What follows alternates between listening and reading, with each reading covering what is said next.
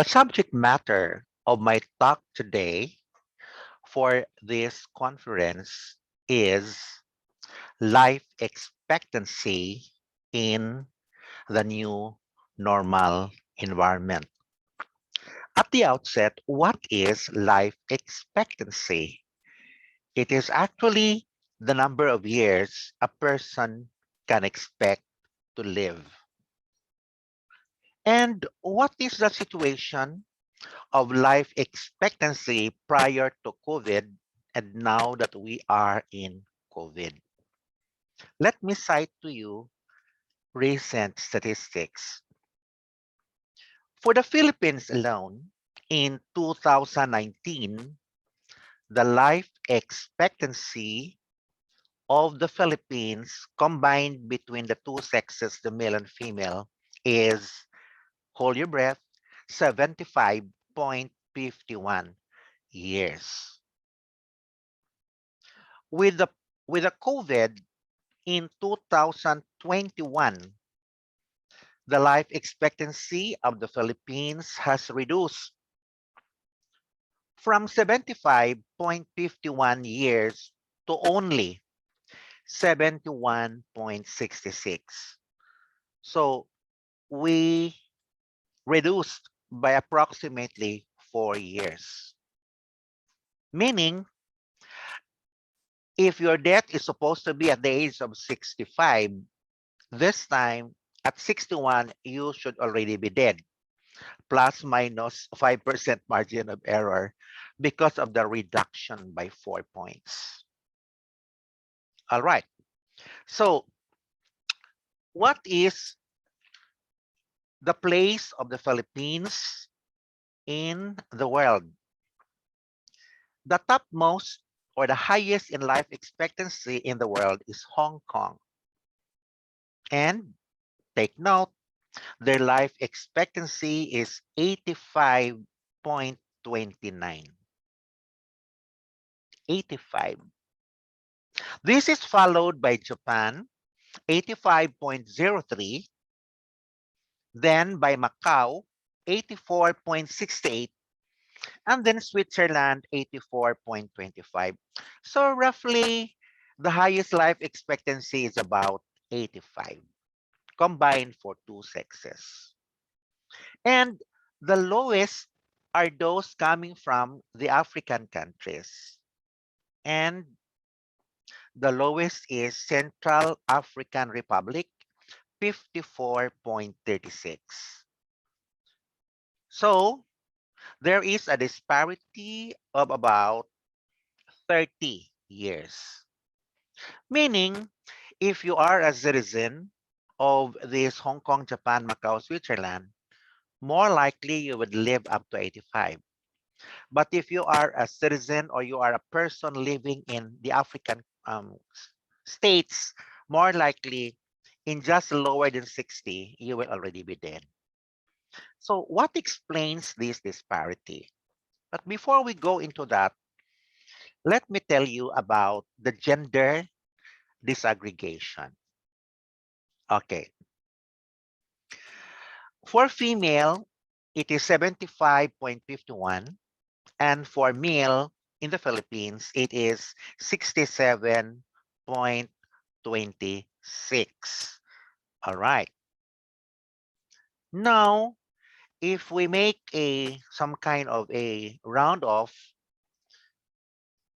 in the Philippines, the women actually live up to about 76 years. But the men live only up to about 67, plus minus 5% margin of error.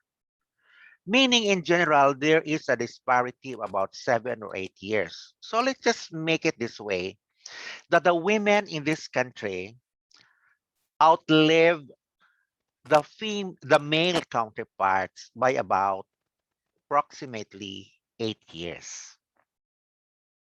All right. So mas unang namamatay ang lalaki kaysa babae by an average of about 8 years.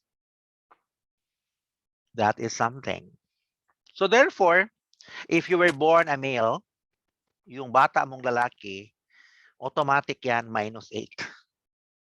Pag ang bata mo ay babae, automatic yan +8. No? That is the disparity. Now, let's try to take a look at life expectancy index. This is another way to determine life expectancy. Pag sinasabi kasi na index, there is a host of factors that contribute to one phenomenon, and that is life expectancy. Life expectancy index is the number of years, take note, number of years a newborn infant would live if prevailing patterns of mortality at the same time of birth were to stay the same throughout the child's life. All right. I'm happy to tell you that some years back, it was in 2013, a team of researchers that include yours truly, Hinaro Hapos, with Ronald Estada of the University of Southeastern Philippines, Davao, and Emiliana Lozano of Father Saturnino Urios University of Butuan City, came up with a study entitled Environmental Indicators of Life Expectancy. And this was published in the Asian Journal of Health, which is a CHED accredited journal, category B, published by Liceo de Cagayan University. Now, what is good about this study is that it is entitled Global Environmental Indicators of Life Expectancy. Meaning, on a global perspective, what explains life expectancy, not of individuals, but of countries. And we are talking here of 93 countries being studied. The data were all taken from the website of the United Nations Development Program, UNDP.org, using a methodology which is called data mining, because we did not produce the data. We merely got the data from the website of the UNDP. And what we added was the statistical analysis. All right. So from this study, we were able to present this in the second International Nursing Conference hosted by University Brunei Darussalam. And what were the results? So I'm happy and pleased to tell you of the results of this global study. It says countries with strong environmental structures produce high life expectancy. What is meant by environmental structures? These are the systems, the agencies, the mechanisms that are put in place in order to guarantee that the mechanism of sustainable health will be operating. And that countries with low environmental sustainability have lower life expectancy. Now, this global trend of life expectancy indicates that, take note, people tend to live longer if they live in countries with sustainable environment. And what does sustainable environment include? High environmental health, clean potable water, and clean fresh air. I'd like to repeat, sustainable environment means high environmental health, clean and potable water, and clean and fresh air. If these three elements are higher in a country, then there is a likely possibility that their life expectancy will be longer compared to countries in which these elements are actually disadvantaged. So, I'd like to focus at this point about some other research data which discusses the best predictors of life expectancy. Now, in this study, there were three predictors. The first one is effects of early life childhood conditions, meaning if you were born in a situation where probably the family is economically capable to nurture and nourish a child and with good nutrition and proper social system, if the early life childhood conditions are favorable, more likely the child will survive and live long thereafter. The second, the midlife environment. So as you move in the life spectrum, a little older towards your middle life stage, if your midlife environment is satisfactory, then you will have a greater chance for a higher life expectancy. And strengthening these two, meaning conditions and childhood and in the middle life, is parental characteristics. Meaning, if the mother and father generally are nourishing, positive in terms of their life rearing practices for their children, more likely a person will have a higher chance to reach the optimum, which is in the Philippines 75, okay, in general, or they can have lower than that if these three conditions are not met. So therefore, parenting is a very significant predictor of longer life expectancy. And I think that we cannot debate on that. The home is the place where the family gets nourished and the child's chance at life begins from there. That is why there is a statement that says from womb to tomb, and tomb meaning death. All right. I would like at this point to mention that there was a study by a world-renowned researcher who needed to provide data for actuarial science, and her name was Susan Pinker. You can find her being mentioned in a speech and in TEDx. It's a TED talk, and he was cited there for his global research. There were many other things mentioned, but I would like only to focus on two. That the two features which are considered predictors of life expectancy are first, close relationship. Meaning, you would tend to live longer if you have people who will take care of you, who will understand your needs, who will call the doctor if you feel like you are not well, who will see to it that you're able to take your medicines, that you're able to get your vitamin from the sunshine, and that you are able to feel happy, and then you are fed.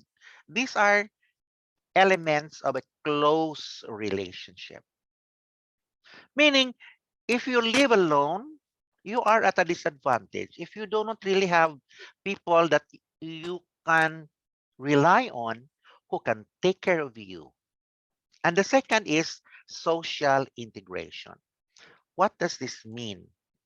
By social integration is indicated that you tend to have a longer lifespan or life expectancy if you have the ability to talk to people and appreciate your conversations with them, meaning these are not people who are in the family because the people in the family belong to close relationship. But when you take a walk, okay, and then you encounter people who are walking their dogs, so you manage to create or initiate conversations with them. And then when you take the jeepney and the people who are seated on your right and left, you strike conversations. And then when you are in the church, all right, before the priest starts the mass, then you can begin conversations, meaning you have the innate ability to integrate yourself with anyone, with a group of people, okay, wherever you are, without prejudice as to race, gender, creed, all right, and nationality. So people who are generally uh, outspoken, who are able to, declare what they think and feel, and people who are able to verbalize um, ideas to people, even if they are not part of family, you know, that is a sure cut indication that these people will tend to enjoy a longer life expectancy. So, in short, in person social interactions not only are necessary for human happiness, but also would be a key to health and longevity. Okay. Now, as I began my input to you today, uh, I was able to monitor the chat box, and I am looking at some of the items there that were sent in by our listeners today. And there was a question on how to protect our life expectancy in the new normal, meaning under the COVID conditions of 2021. Because life expectancy normally was 75 and now it is 71. And if the life expectancy of males is 68 and then -4 is already 64, all right, meaning there is a reduction by 4 points. My answer to that question, and thank you for that, ladies and gentlemen, for the query, is of course primarily get vaccinated. Why? Although vaccines do not shield you from getting infected by COVID, but it gives you a fighting chance that when you are hit by COVID, you are more likely to recover compared with those who are not vaccinated. So if you decide not to get vaccinated, it is equivalent to a waiver for a longer life expectancy. I have seen several documentaries in YouTube in which people who chose not to get vaccinated actually regretted deeply and profoundly and painfully when they were already in the throes of death, okay, in the hospital, because they believe in conspiracy theories, or they did not believe that COVID can hit them. They did not get the vaccine. Another one is, of course, sound mental health at this time is very important. Kaaway natin ngayon ang anxiety, stress, and depression. Now, if we are not mentally healthy, then we could not sleep well, we lose our appetite, and then we cease to be sociable. Our social in-person integration will go down. We tend to shut off from our close relationships and eventually suffer the sad fate of dying earlier than expected. Okay? So, another one that we can protect ourselves this time is our health environment. For example, if you used to clean your aircon after 6 months, maybe you will consider that every 30 days or 60 days at most, you will subject your aircon uh, to cleaning. Why? Because the bacteria and the viruses actually will stay in the filter of your aircon, and that can be one source of infection. right? So, and another one is because we are constantly in-house due to the lockdowns, then we do not venture out. We do not open our windows to allow the fresh air to come in.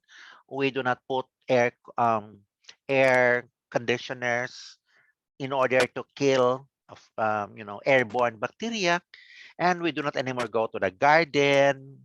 All right, these are inimical to the interest of our life existence. And of course, water and the quality of the air that we breathe.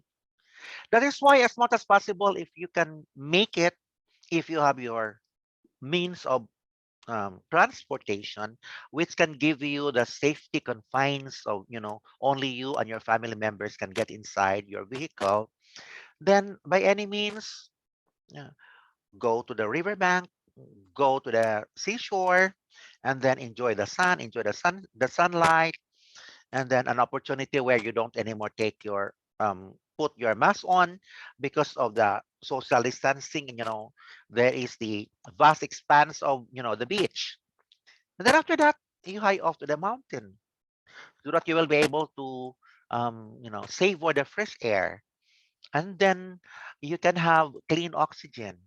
And when you take time out to smell the flowers, there is always that opportunity to want in yourself to live again.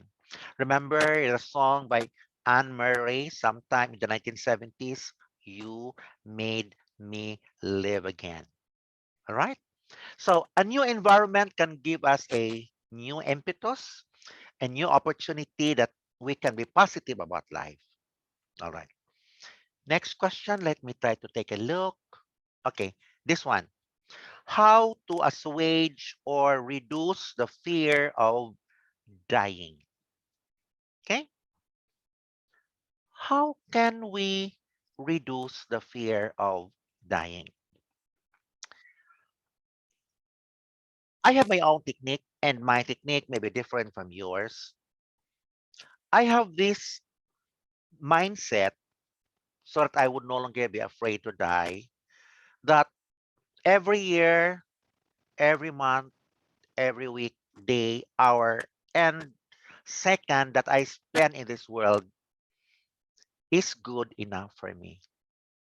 Meaning, I take recognition that the life that was given to me was made to good, full use. And so I'm no longer afraid of death because at the age of 60, I just turned 60 last August 6th. So I now have a senior citizens ID, which I got from the OSCA of Cagayan de Oro City. So wala na akong hihingin pa sa buhay. I finished my course. I was able to nourish my family. I built up an empire of friends. And anytime I go, fine. Then my second technique is that I always convince myself that I'm going to go to heaven. Kasi if you know that you're going to go to heaven, then you would no longer fear death, which means that I can even create a party at the time that I am on my deathbed. Why? Because death to me is a celebration. Hindi po namamatay ang tao per se, yung essence ng tao, katawan ko lang ang maagnas, alright? Masusunog sa crematorium, because death is merely a transition from material to spiritual, retaining the identity of the person, which is the spirit. Okay, so if you know that you are not going to heaven, or if you reflect on your life history and you feel like you have not been uh, not just religious, but responsible and accountable in your life existence, then you have reasons to fear about where you're going.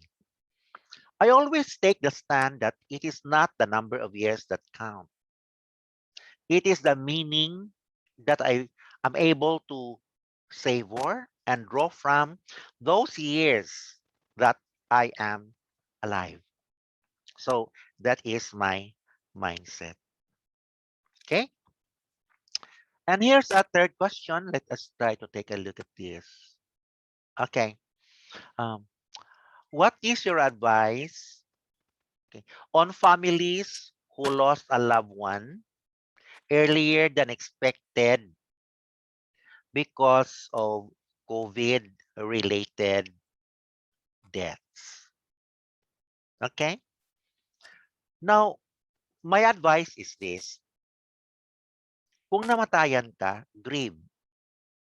But you have to put a demarcation line in your grieving process because hindi ka naman namamatay rin together sa loved one mo. Nauna lang siya. Your turn is still to come. And so therefore, celebrate in the fact na may natira pa sa pamilya ninyo at kasama ka doon. Na ipagpatuloy yung legacy ng mga unang yumauna and to still create a reason for living and to find a joy despite the fact that you lost a loved one. Now, you do not lose a loved one forever. It's only temporary. Kasi susunod ka man din. It's just a matter of time. Hindi mo lang alam yung kalendaryo mo kung kailan. Unlike yung June 12 na pula ang kalendaryo, alam natin that is an Independence Day. No? So, give them the benefit of a sound and a happy send-off. All right. Let me take the case of my mother who died at the age of 80, who had been in bed for 15 years. She passed away in 2019. Siguro sa pamilya namin, maraming nag-iyakan doon sa simbahan, yung huling hantungan, di ba? Yung bang the last rite of the church na binisyonan yung kabaong. Okay, kasi pwede pa 2019, no? Wala pang COVID. So, no, I think 2018 yata. Okay. Inisip ko na lang na because my mother was mm, bound to her wheelchair and she was bedridden, inisip ko na lang na nandun yung nanay ko in front of me. She was in the altar waving and, leaping and, happy, moving like you would say, Undoy, that is the name that she calls me. Diba?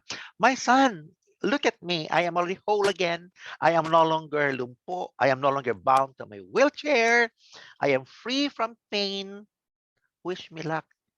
And pray for me in my journey. Yun na lang yung inisip ko.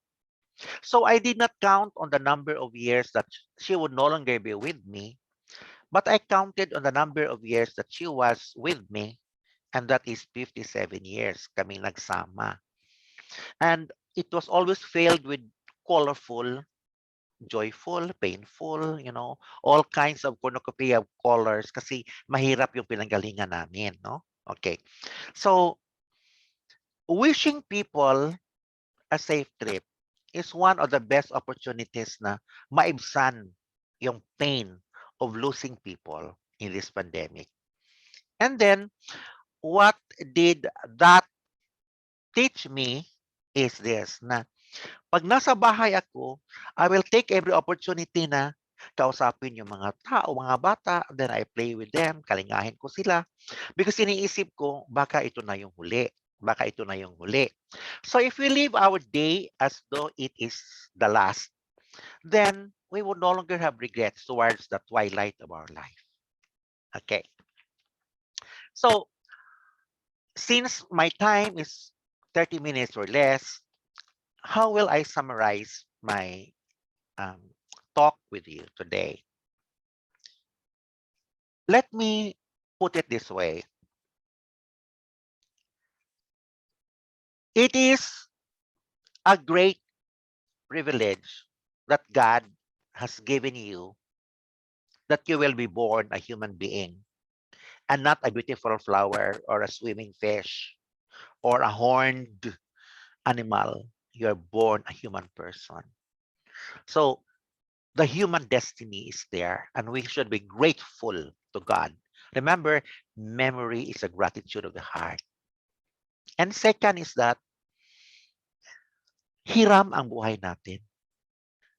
So kung ang buhay ay hiram mula sa Diyos, ingatan natin, Hindi tayo gagawa ng mga actions or mga practices which curtail the ability of this borrowed life to live longer. And if we can be responsible in the way we live and socially we integrate with other people so that we can be relaxed with them, we can live a life that is shared with other people, then that will be good for a longer life. But then, it is a quality of the life that we put into our existence that count much rather than on the simple numeracy of life expectancy.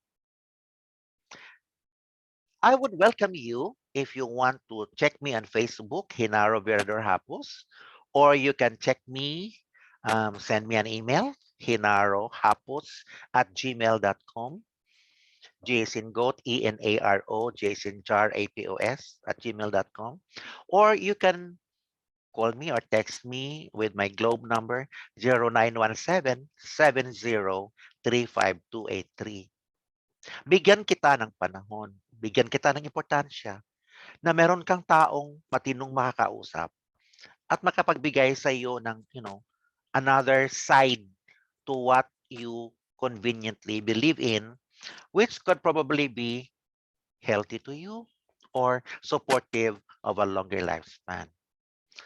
At this juncture, thank you so much for the invitation according to me and for the opportunity that I am able to present some scientific information to you and some of my perceptions about life expectancy and how to take care of our families.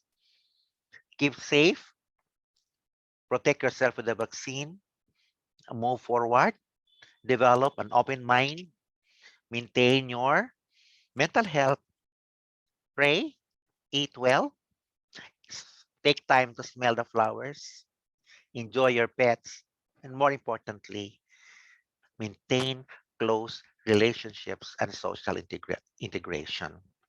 Mabuhay!